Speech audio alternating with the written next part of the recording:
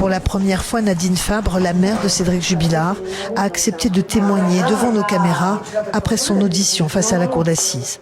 Elle raconte les jours qui ont précédé la disparition de Delphine. Mon fils avait changé, dit-elle. Il ne supportait pas l'idée du divorce.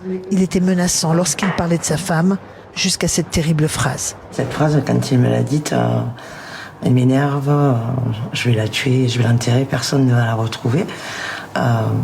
Pour moi, elle n'avait aucune incidence. D'ailleurs, je lui ai répondu arrête de raconter des conneries et je suis passée à autre chose. Parce que pour moi, c'était pas à ce moment-là, à l'instant T, c'était une phrase dite sous le coup de la colère. Qu'est-ce qui se serait passé dans ces cas-là si vous l'aviez pris plus au sérieux? Vous auriez pu agir? Si j'avais peut-être agi, elle aurait peut-être pas disparu.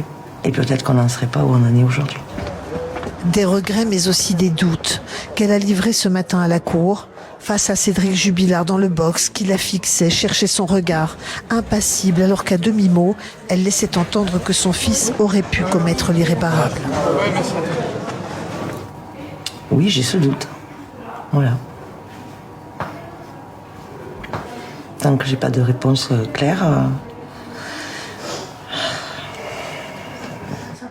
Des mots qui ont pesé à l'audience et qui pourraient être lourds de conséquences pour Cédric Jubilard. Je suis consciente que ça va le desservir, oui, certes. Mais si ça peut aider à faire éclater la vérité pour mes petits-enfants, moi, c'est ce qui m'importe.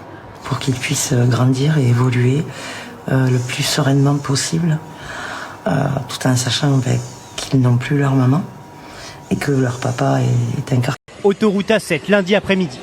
Ce poids lourd percute la pile d'un pont, se renverse et prend feu directement. Le chauffeur espagnol se retrouve bloqué à l'intérieur de la cabine.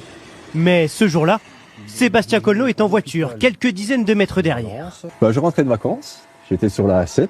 Cet ambulancier et un autre homme se précipitent vers le camion, malgré le risque d'une explosion à tout moment.